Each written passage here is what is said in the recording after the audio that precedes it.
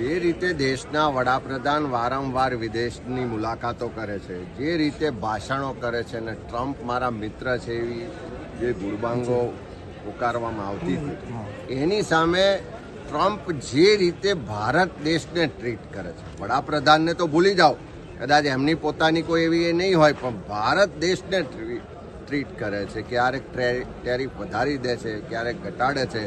પાકિસ્તાન સાથેની સિંદૂરની વાત હોય તો કે મારા કહેવાથી યુદ્ધ વિરામ થયો, મારા કહેવાથી આમ થાય છે, મારા કહેવાથી વડાપ્રધાન કામ કરે છે. હું માનું છું કે આ દેશ માટે ખૂબ ખરાબ મેસેજ જઈ રહ્યો છે દુનિયામાં. અને ખાસ કરીને તમે જોયું હશે કે જે રીતે દેશની પાર્લામેન્ટમાં નાણામંત્રીએ અને સરકારે બજેટ પેશ કર્યું, આખા દેશના શેર બજારો કડૂરભૂસ થઈને નીચે પડ્યા.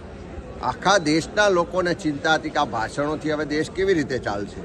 એ જ રીતે હવે માનો કે એક ટ્રમ્પ ટેરિફ ઘટાડે એની ચર્ચાઓ કરીએ, પણ ભારતની સંસ્કૃતિ, ભારતની તાકાત, ભારતના લોકોની જે શક્તિ છે, અહીંના લોકોના દ્વારા જે ઇકોનોમી છે, એને કેવી રીતે મજબૂત બનાવાય, કેવી રીતે આપણે આત્મનિર્ભરની વાતો કરીએ છીએ તો ટ્રમ્પ પણ નિર્ભર ના રહેવું પડે કે ટેરિફ વધારે ઘટાડે ને એનાથી દેશની ઇકોનોમી ઉપર નીચે થાય.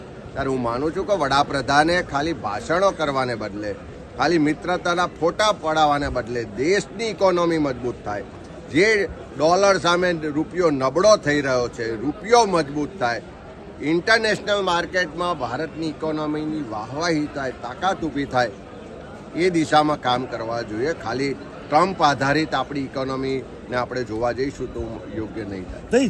જ્યાં આગળ ચાઇના ઉપર 30% ટેરિફ છે, ઇન્ડિયા પર 18%, એવું નથી લાગતું મોદીની મિત્રતા કામમાં આવી અને આજે એક રૂપિયો ચડ્યો છે. મિત્રતા કામમાં આવી હોત તો પહેલા ટેરિફ વધ્યો ના હોત.